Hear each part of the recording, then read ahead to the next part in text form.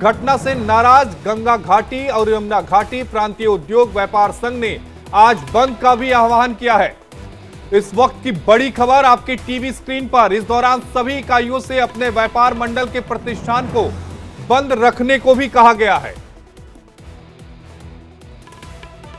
दरअसल उत्तराखंड के उत्तरकाशी में एक मस्जिद को हटाने की मांग को लेकर यह रैली निकाली गई थी। संयुक्त सनातन धर्म रक्षक संघ ने उत्तरकाशी में 2 महीने से मस्जिद हटाने को लेकर एक आंदोलन कर रही थी और इसी कड़ी को लेकर कल यानी गुरुवार को उत्तरकाशी में जुलूस और प्रदर्शन की चेतावनी दी थी। ये वो तस्वीरें दिखा रहे हैं जब लाठी चार्ज किया गया था। हालात इतने बेकाबू हो गए थे कि पुलिस को ना सिर्फ लाठी चार्ज करना पड़ा बल्कि आंसू गैस के जो गोले हैं वो भी छोड़ने पड़े। इस पत्थरबाजी में 7 पुलिसकर्मी सहित 27 जो लोग हैं वो घायल हुए। इनमें 2 महिलाएं भी हैं और हिंदू नेता स्वामी दर्शन भारती भी इसमें शामिल हैं। एक व्यक्ति इसमें गंभीर रूप से घायल हो गया जिसे देहरादून रेफर किया गया है।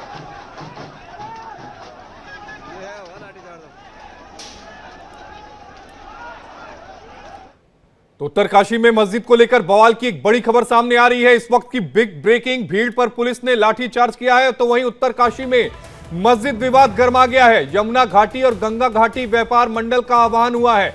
कल हुए लाठीचार्ज को लेकर आज बाजार बंद करने का आह्वान किया गया है। हिंदू संगठन के समर्थन में इस बंद का आयोजन किया गया है। इस वक्त की बड़ी खबर, बिग ब्रेकिंग आपकी टीवी स्क्रीन पर। तो दरअसल इस समर्थन में व्यापारियों ने उत्तरकाशी के भटवाड़ी और डुंडा बाजार भी बंद किए थे। कल जो प्रदर्शन किया गया उससे 2.5 घंटे के करीब जो गंगोत्री राष्ट्रीय राजमार्ग था वो बाधित हुआ था। इस वक्त की बड़ी खबर आपकी टीवी स्क्रीन पर।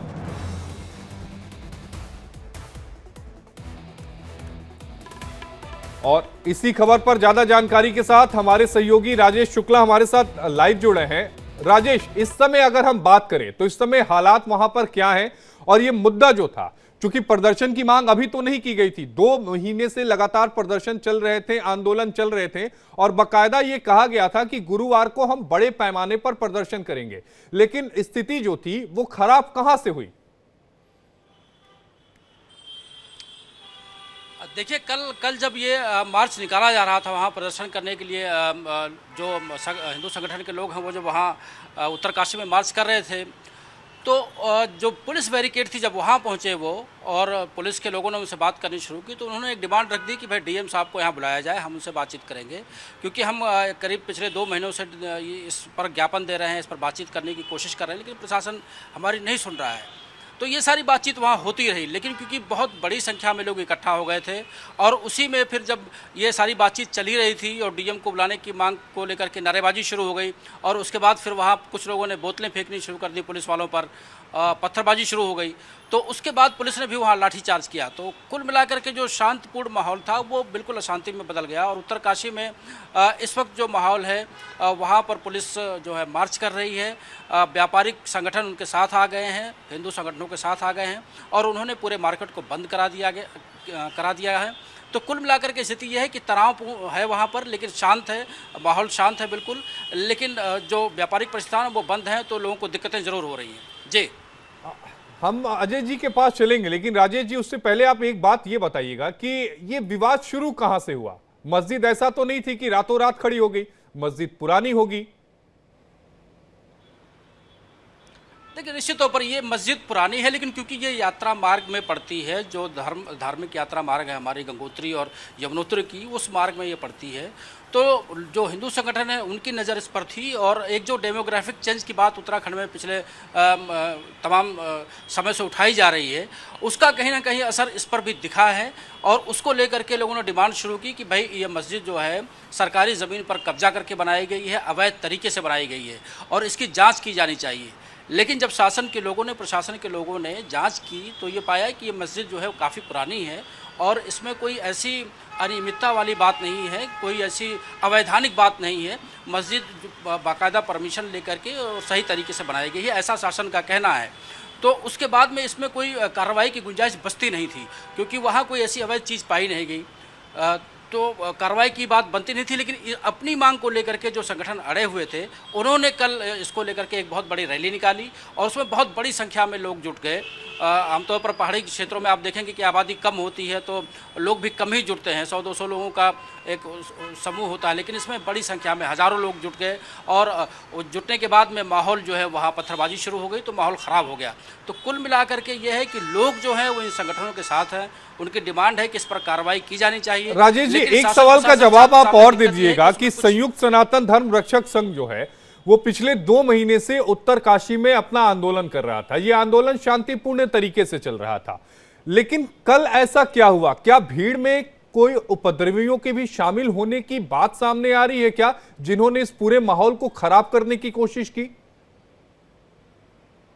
निश्चित तौर पर देखिए, निश्चित तौर पर ये हुआ है, क्योंकि जो प्रदर्शनकारी थे, उनके जो मुख्य नेता थे, वो शांतिपूर्ण तरीके से अपनी बात रख रहे थे और अपनी डिमांड रख रहे थे कि भाई ऐसा ऐसा है और इस पर आप जांच करिए और इसको जो अनियमितताएं हैं उनको दूर करिए।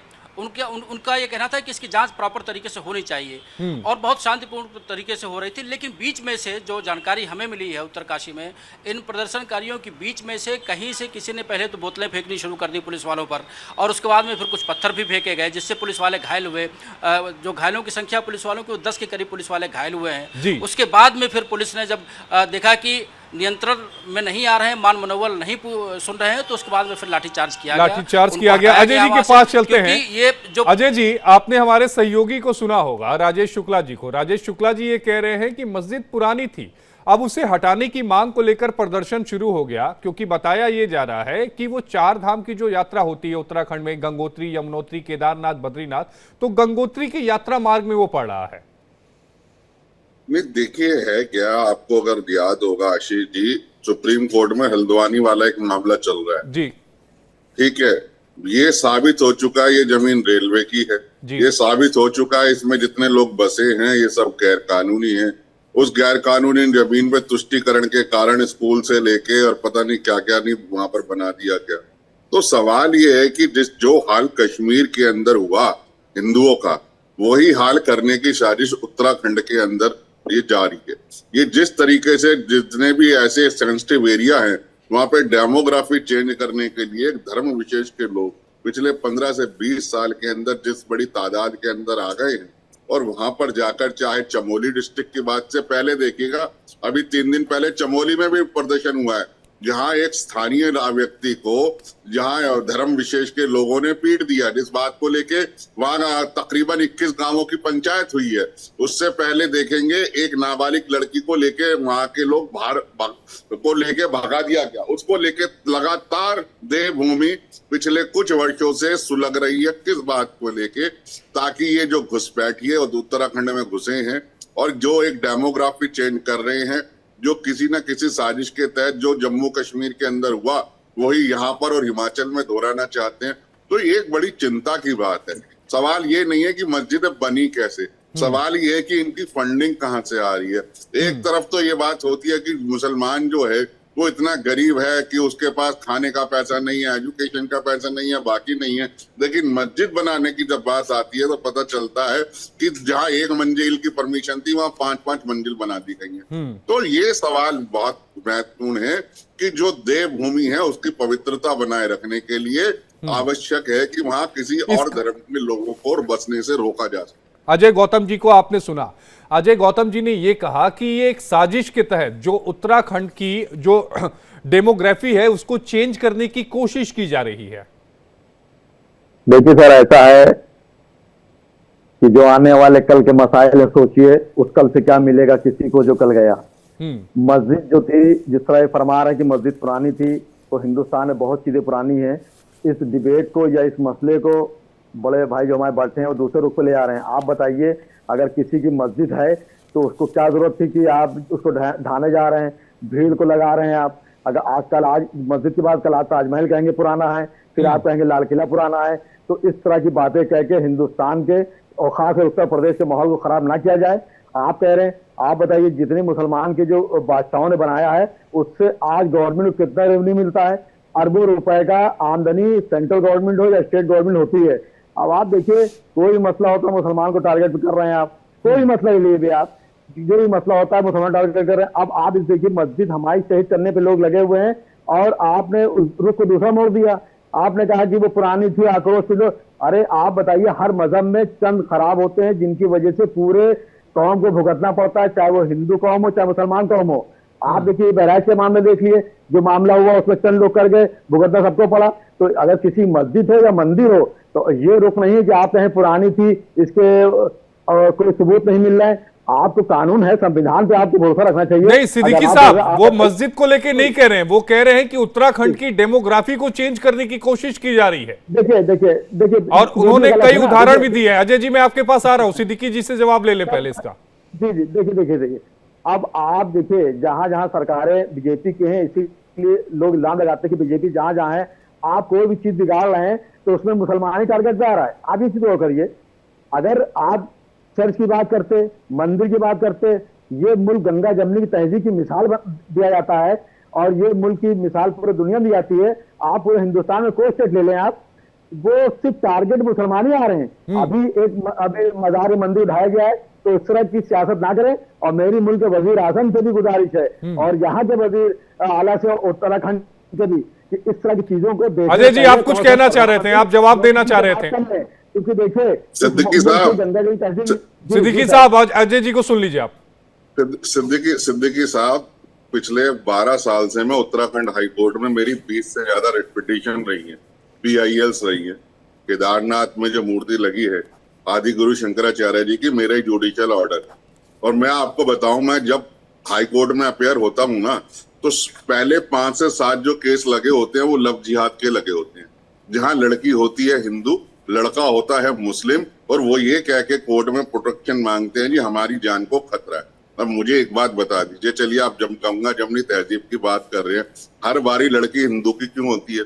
हर बार लड़का मुसलमान क्यों होता है? हर बारी उस लड़की को बहला के फुसला के क्यों लेके जाया जाता है? और अगर लड़का होता है, बाई चांस सिचुएशन पलट जाए जहां लड़का हिंदू और लड़की मुसलमान हो, तो अंकित सक्सेना जैसा कांड क्यों हो जाता है? तो ये कहने की देखिए जुमला बहुत अच्छा है, गंगा जमनी तहजीब। वास्तविकता ये है, पूरा उत्तराखंड इस तरीके का, चाहे लैंड जिहाद हो, मस्जिद जिहाद हो, लव जिहाद हो, इसी वजह से। नहीं तो जो उत्तराखंड, जो देवभूमि हमेशा हजारों साल से सबका स्वागत करती आई है, जहां पूरे विश्व में लोग आते आए हैं, चाहे वो टूरिस्ट के नाम पे, चाहे वैली ऑफ फ्लावर में जो आते हैं, वहां किसी का धर्म थोड़ी ना पूछा जाता। गुरुद्वारा हेमकुंड साहब है, जहां सिख धर्म से पूरे देश के लोग आते हैं, पूरे विदेश से आते हैं, किसी का धर्म थोड़ी ना पूछा जाता। एक खास धर्म से ही आपत्ति क्यों है? क्यों एक खास धर्म के लोग ही इस तरीके के षड्यंत्रों में पाए जाते हैं? इसका गंगा जमुनी का जुमला कह के हम बच नहीं सकते। मैं आपको प्रैक्टिकल बता रहा हूं, आपको उठा के देख लीजिए, रोज की हेयरिंग देख लीजिए, 5 से 7 केस आपको उत्तराखंड हाई कोर्ट में यही मिलेंगे जो लव जिहाद से रिलेटेड होते हैं। फिर वहां का लोकल आदमी अगर आक्रोश ना करे, इनके खिलाफ ना बोले, डेमोग्राफी चेंज होने की बात ना हो। हल्द्वानी को आप देख लीजिए, पूरे का पूरा क्या बना दिया। नैनीताल शहर के अंदर देख लीजिए, सबसे बड़ी मस्जिद अगर उत्तराखंड की कहीं होगी तो वो नैनीताल शहर के अंदर होगी, जहां पे रहने वालों की आबादी बिल्कुल भी, मुसलमानों की बिल्कुल भी कम थी, और आज वो बढ़ के 35% से ज्यादा हो चुकी है। तो सवाल ये है कि आखिर इन सबके पीछे क्यों है?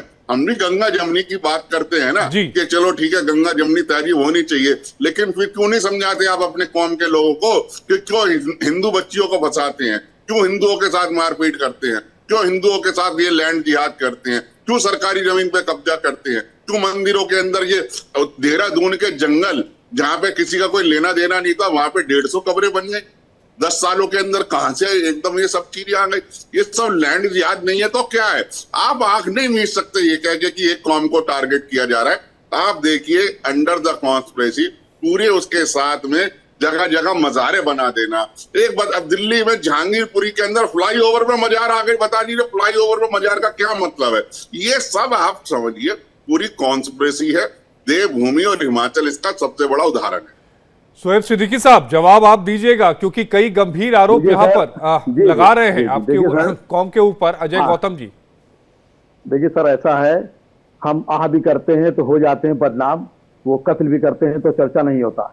आप देखिए, अभी आपने बताया, देखिए हिंदुस्तान का चाहे लोअर कोर्ट हो, चाहे हाई कोर्ट हो, चाहे सुप्रीम कोर्ट हो, आप एक मुसलमान को बता दिए कि बाबरी मस्जिद हमारे हाथ से गई तो किसी एक मुसलमान ने आवाज उठाई। सियासी पहलू नहीं कर रहा हूँ, सियासत रोटी हर मजहब के लोग खेलते हैं कि इक़्तिदार में आने के लिए मुसलमानों के साथ रहते हैं।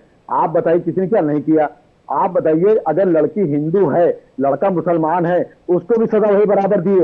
अगर लड़की मुसलमान है, लड़का हिंदू है, तो उसको भी सजा बराबर दिए, तब तो संरक्षण किया जाता है। तो देखिए बात, देखिए मामला बराबर का रहना चाहिए। जब मेरी बात आए तो आप खिलाफत वाली बात करें, और जब आपकी तरफ जाए तो आप डिफेंस ना जाए, ऐसा नहीं है। और गंगा जमनी सर जो मिसाल दे रहे हैं, आप मेरे बड़े भाई हैं, आप सीनियर एडवोकेट हैं, मैं तो आपके सामने तालिब इल्म हूं, लेकिन मैं आपको बता दूं सर कि 58-57 की जंग की आजादी में मुसलमानों का भी खून लहू बहा था। आप दिल्ली में जाके देख लें, हजारों नाम चढ़े हुए हैं। तो इस बात सुना के मैंने हमेशा ये बात कही कि हर मजहब में चंद लोग होते हैं, उसका खामियाजा पूरी कौम को भुगतना पड़ता है, पूरी कौम को भुगतना पड़ता है। एक बार राजेश शुक्ला जी के पास चलता हूं। सिद्दीकी साहब, राजेश जी यहां पर बड़ी बात कर रहे हैं डेमोग्राफिक चेंज की। अजय गौतम जी कह रहे हैं कि चेंज करने की कोशिश की जा रही है उत्तराखंड के कई जिलों में। जरा इसको लेकर बताइएगा कि डेमोग्राफिक चेंज और लव जिहाद के जो मामले हैं, हालांकि सरकार तो अब कानून भी लेकर आ रही है, यूसीसी में उसका जिक्र होगा जो नवंबर से ही लागू होगा। जरा इन दोनों मामलों पर प्रकाश डालिएगा। देखिए ये अगर इन सब पर जाएंगे तो ये बहुत बड़ी बातें, मतलब एक जो मुद्दा है जो उत्तरकाशी का, उससे थोड़ा सा इतर हो जाएगा। लेकिन क्योंकि माहौल इस तरह का बना हुआ है उत्तराखंड में, दो शब्द जिनका जिक्र आजकल बहुत ज़्यादा होने लगा है, वो एक है लव जिहाद और दूसरा है लैंड जिहाद। क्योंकि अजय जी ने हल्द्वानी की घटना का जिक्र किया। अभी आप देखेंगे कि अभी कुछ दिन पहले, अभी मुश्किल से 1 महीना भी नहीं हुआ होगा, देहरादून में रात में करीब 1:30 बजे ट्रेन से एक लड़की उतरती है। वो लड़की यहाँ उतरती है और उसका प्रेमी यहाँ रहता है, और 1:30 बजे रात में पता नहीं कहाँ से लोग मोबिलाइज हो जाते हैं और स्टेशन पे इकट्ठा हो जाते हैं, और वहाँ एक तरीके से तोड़फोड़ की घटना हो जाती है। पुलिस को बड़ी मुश्किल से उसको काबू में करती है। उसमें होता क्या है कि उसमें वो लड़की मुस्लिम होती है और लड़का हिंदू होता है, लेकिन लोग मोबिलाइज हो जाते हैं, रात में 1:30 बजे इकट्ठा हो जाते हैं और फिर तमाम जो कार्रवाई है वो करने लगते हैं और कानून को अपने हाथ में लेते हैं बाकायदा। तो इस तरह की घटनाएं हो रही हैं उत्तराखंड में, और छिटपुट नहीं हो रही है, अब अक्सर होने लगी हैं। कभी कहीं वो घटनाएं हो रही हैं, लेकिन राजेश जी ये बताइएगा कि मस्जिद ऐसा तो नहीं था कि रातों रात बनी है, पहले से बनी है। पुलिस ये कह रही है कि नियमों का उल्लंघन नहीं हुआ, इतना ही नहीं किसी तरह का कोई अतिक्रमण नहीं किया गया। अगर हिमाचल वाले केस की बात करें तो वहां पर कुछ मंजिल अतिक्रमण करके बनाए गए थे, जिसको बाद में मस्जिद प्रशासन ने कहा कि ठीक है हम इसे हटा लेंगे। लेकिन यहां पर मस्जिद भी वैध है, कोई अतिक्रमण भी नहीं हुआ, फिर हटाया क्यों जाए? निश्चित तौर पर देखिए, जो सच्चाई है, सच्चाई वो यही है, और पुलिस ने और प्रशासन ने दोनों ने अपनी तरफ से इसकी जांच की है। क्योंकि जब ये डिमांड की जाने लगी थी बहुत पहले से, करीब 2 महीने पहले से डिमांड की जा रही थी कि ये जो मस्जिद है ये अवैध है, इसकी जांच होनी चाहिए। तो जांच की गई है, जो पुलिस के लोग बता रहे हैं, जो शासन के लोग बता रहे हैं कि उसमें जांच की गई, और जांच में कहीं कुछ अवैध पाया नहीं गया, इसलिए उस पर कोई कार्रवाई नहीं की गई। और सिर्फ ज़मीन की जांच नहीं की गई, उसके कंस्ट्रक्शन की जांच की गई, उसमें जो लोग रहते हैं उनकी भी जांच की गई कि कौन कौन लोग रहते हैं, कहीं कोई ऐसा अवांछित तत्व तो नहीं छिप के बैठा हुआ है, इसकी भी जांच की गई। तो जब कोई अवैध चीज़ नहीं पाई गई तो उस पर कार्रवाई करने का प्रश्न नहीं था, क्योंकि कानून हमारे देश में संविधान से चलता है और संविधान सब। अजय गौतम जी, आप सुन रहे होंगे यहाँ पर हमारे सहयोगी की बात, साफ कह रहे हैं कि कोई नियमों का उल्लंघन नहीं हुआ, मस्जिद अवैध नहीं थी, कोई अतिक्रमण नहीं, तो फिर हटाई क्यों जाए?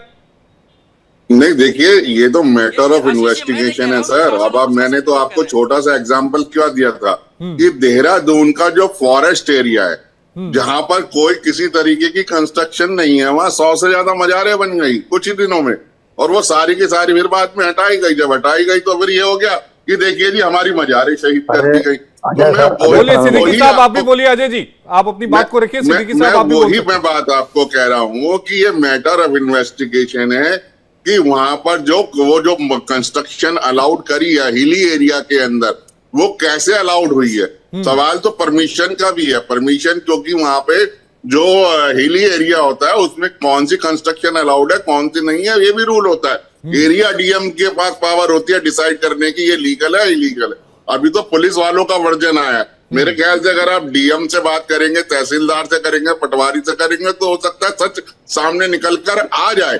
क्योंकि मैं बहुत दावे से कह सकता हूं कि उस एरिया के अंदर कंस्ट्रक्शन प्रोहिबिटेड है, और मल्टी स्टोरी तो वहां पर अलाउड ही नहीं है। वो भी सिर्फ वो अलाउड है जो यात्रियों से जुड़ी हुई है। तो इसलिए मैं कहता हूँ एक बार डीएम से हम बात करेंगे एरिया के, ये कैसे है और उसका पूरा इन्वेस्टिगेशन होना साहब, आप कुछ कह रहे थे, आप बोलिए।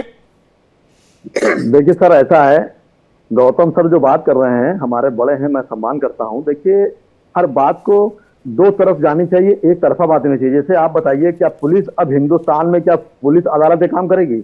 आप बताइए ईमानदारी से सर कि क्या करेगी? अगर कहीं पे कोई बात आती है तो सब उसके तरीके होते हैं, सब क्या करना है। अगर पुलिस की बात आती है, आप डीएम तक जाइए, कहीं कहीं किसी जिले में तो कमिश्नर तक रख दिए गए, आप अपने हाथ में ले लेंगे। अगर मस्जिद सर पुरानी थी, जैसे भी आपने फरमाया कई मस्जिदें अभी चंद दिनों बन गई, तो अब ऐसा कमाल नहीं है कि ऐसे हालात में कोई मस्जिद बना रहा है और आपको पता नहीं, ऐसा तो नहीं हो सकता सर, ये सारा झूठ की बात है। अगर कोई बनी भी है तो आप उसको जाके चैलेंज करिए, डीएम से बताइए, मुकदमा लिखाइए, कागज मंदिराम पे लाइए, कोर्ट में जाइए, किसी ने गलत बनाया उसको ढा दिया जाए। और आजकल तो आप देखिए बुलडोजर फॉर्म चल रहा है, जहां एक्शन लिया जा रहा फॉर्म बुलडोजर से बड़ी, तो इस तरह की बातें ना करें। और मेरी गुजारिश से भी रहेगी, वहां के मुख्यमंत्री से भी रहेगी। आप देखिए हमारे मुख्यमंत्री योगी आदित्यनाथ जी हैं, ऐसा नहीं सुप्रीम कोर्ट ने बैन उसको रोक लगाई, उन्होंने उस बात को माना। लेकिन मेरा सिर्फ ये कहना है कि देखिए एक समुदाय को लगता है, देखिए बहुत गौतम जी बहुत गहरी बात है, एक कौम को लगता है कि हमको टारगेट किया जा रहा है। और आप देखिए लव जिहाद हो या लैंड जिहाद हो, कोई भी जिहाद अगर आता है तो मुस्लिम उसके टोटल टारगेट पे आता है। तो उनके दिल से आपको ये हटाना पड़ेगा कि आप टारगेट नहीं है। तो कुछ काम हमें ऐसे मंदिर आम पे लाना पड़ेगा कि मुस्लिम समुदाय को लगे कि अगर गलती अजय जी, तो आप अपनी बात को रखिए, समय कम है। टारगेट बना कि किसी मुसलमान परेशान है कि हमने मुल्क को आजाद कराने में जाने थी, मेरे बच्चे शहीद हुए, और आलम ये कि आज हमें एक पुल से एक बाग से फूल भी मिले पानी, उसकी जबकि उस बाग को बनाने में तो सर ऐसा ना करें। सिद्दीकी साहब देखिए, हर आदमी इस देश में अमन और शांति चाहता है, लेकिन जिम्मेदारी तो दोनों तरफ की होती है ना। मैंने आपसे कहा 30 करोड़ मुसलमान है इस देश में, कहीं जा भी नहीं सकते, कहीं फेंक भी नहीं सकते, कुछ नहीं हो सकता, तो साथ ही रहना है। जब साथ ही रहना तो क्यों ये बैर, क्यों इस तरीके की काम कर रहे हैं कि जिससे किसी का भी दिल दुखे। अभी आप मुझे बताइए, जब नवरात्रों की यात्रा निकल रही थी, नवरात्रों की यात्रा के अंदर किसी ने मास्क फेंक दिया उस यात्रा के ऊपर, अब बताइए इससे कौन सा प्रेम पैदा होगा? मैं आपसे सवाल कर रहा हूं, इससे कौन सा प्रेम पैदा होगा? अभी जब दुर्गा मूर्ति खंडित कर दी गई, बताइए इससे कौन सा प्रेम पैदा होगा? दुर्गा यात्रा निकलती है, उस पर पथराव होगा, कौन सा प्रेम पैदा होगा? बहराइच के अंदर जो है जी, समय की कमी है अजय भाई, समय की कमी है, समय की कमी है। हम दोबारा आएंगे, क्योंकि जो बात अजय गौतम जी कह रहे थे कि एक बार पूरी मसले की जांच होनी चाहिए कि नियमों का पालन किया गया है कि नहीं। मस्जिद बनाते समय अजय गौतम जी का यह दावा है कि नियमों का पालन किया गया है नहीं, इसकी जांच होनी चाहिए। हमारे साथ अजय गौतम जी, शोएब सिद्दीकी जी और हमारे सहयोगी राजेश शुक्ला जी जुड़े हुए थे। आप तीनों का जुड़ने के लिए बेहद शुक्रिया।